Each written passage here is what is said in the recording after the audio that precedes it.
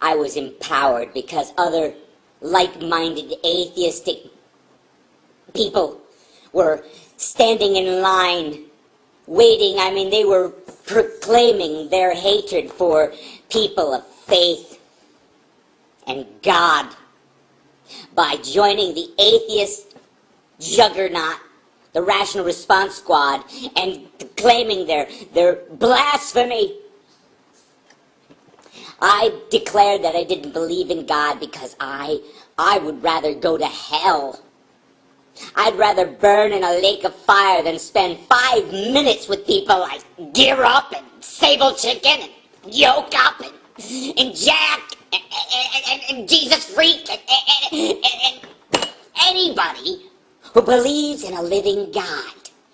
There seems to be a lot of confusion out there about what an atheist is. So let me clear this up. An atheist is a person who lacks a belief in God. Someone who doesn't believe in God. That's it. I mean, is there more to it than that? To define atheist?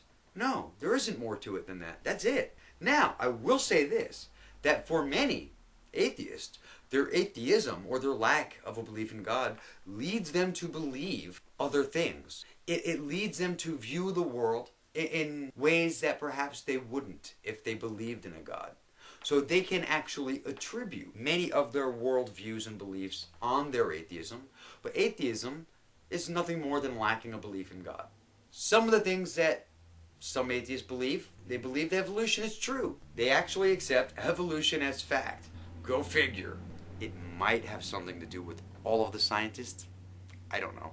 Yes, many atheists, because they don't believe in a God, look for answers that don't involve God. And for many things, they've been able to find those answers. Go figure. Many atheists accept evolution to be a scientific fact.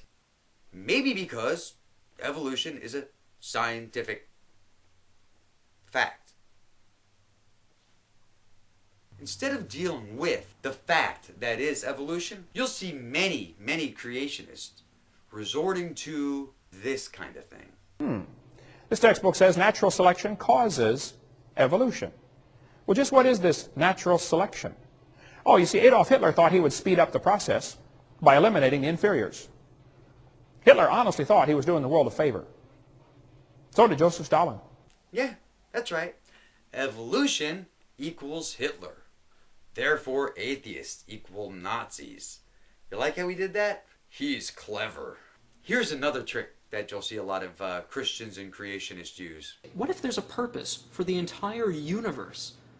Well, before we even begin our scientific endeavors, we should already know that science can't detect those things, but we should also know that just because science can't detect them does not mean they're not there. Right. So science cannot detect purpose, aka God, so that doesn't mean that it isn't there. Okay, alright. Doesn't mean that it is either. Atheists have a tendency to not define their lives and their world based on their religious or their lack of religious views. The purpose in our lives is defined by, well, our lives. The things that we can do, the changes that we can make, the things that we could learn, the things that we could discover, the people that we love, their impact on us and ours on them. This is what defines our purpose. This is what we guide our lives by. We don't need a dogmatic set of rules written down 2,000 years ago by Bronze Age sheep herders. We don't need God to be good. We don't need God to be moral. We don't need God to be happy. And that's a good thing, considering there's no evidence for him anyway. I'm not angry at God. I don't hate God. I don't reject God. I just don't see any evidence of God. If there were evidence to support God claims, and I mean real evidence, not the lack of evidence, but real evidence, well then I would very well believe. Doesn't mean I would worship him, but at least I would believe. But as of right now, give me something to believe in.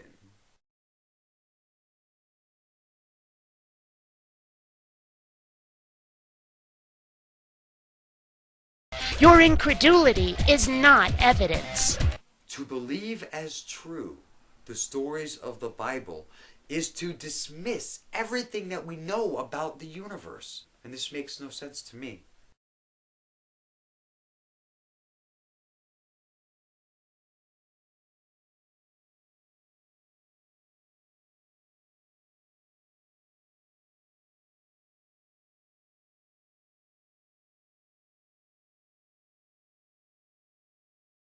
So a friend of mine who goes by the YouTube moniker Not In My Name 2050 crafted this video about 6 months ago, perfectly describing what it is that I'm talking about here. I mean, he nailed it. So I liked the video so much. Here it is, Not In My Name 2050, discussing God being too small. I got to thinking the other day about this God character and the problems I had with him. And the biggest issue I found with him was the fact that he's just so damn small. I'd even go so far as to call him impotent. Now I know that to the Bronze Age desert nomads to whom he supposedly conversed, he must have seemed very impressive. But the world we live in the 21st century is beyond anything our ancestors could possibly have imagined.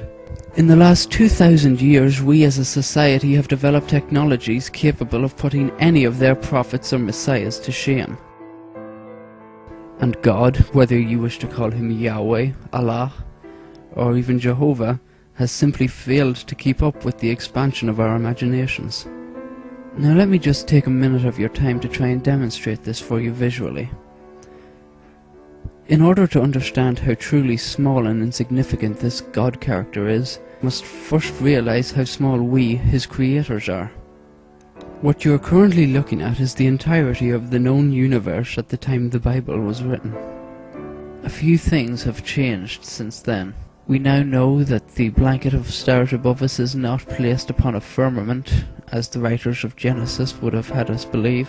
The heavens in which they thought that God resided is mostly empty space, racing away from itself, with the occasional smattering of matter and energy, like driftwood on an unfathomably large ocean.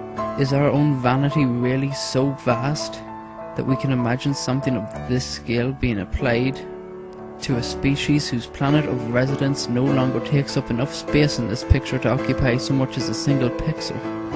Every point of light you see here is a galaxy, each containing billions of stars, many of which with Earth-like planets orbiting them. What place does a tribal war god, intent on picking favourites between warring factions of desert nomads, hold inside such an epic arena?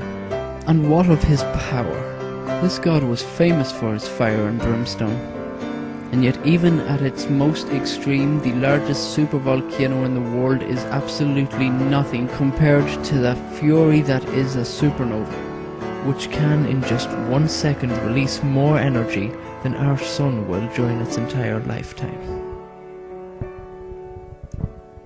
Show me this in your holy book and I will be suitably impressed.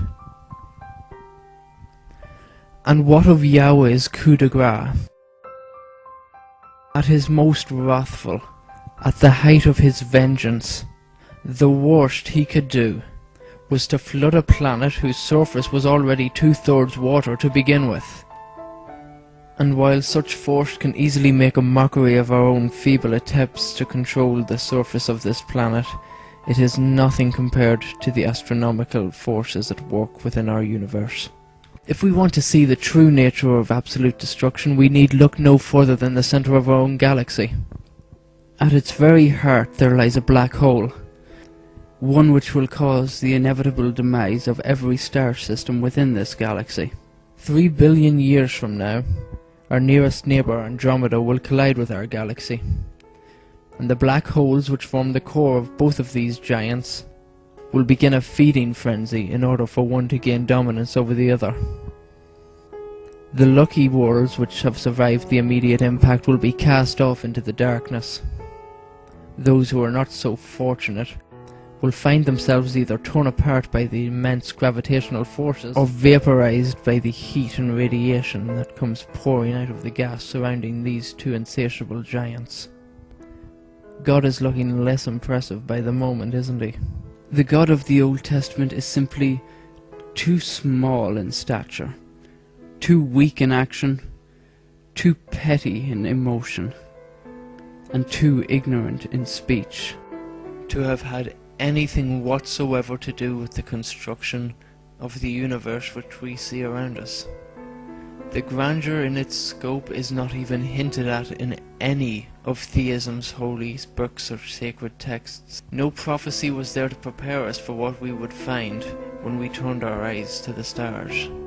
If we are to pay homage to anything, it should be to a universe that is so large and awe-inspiring that it all but guarantees that our curiosity will never be satisfied, and that we will never run out of opportunities to explore our own potential.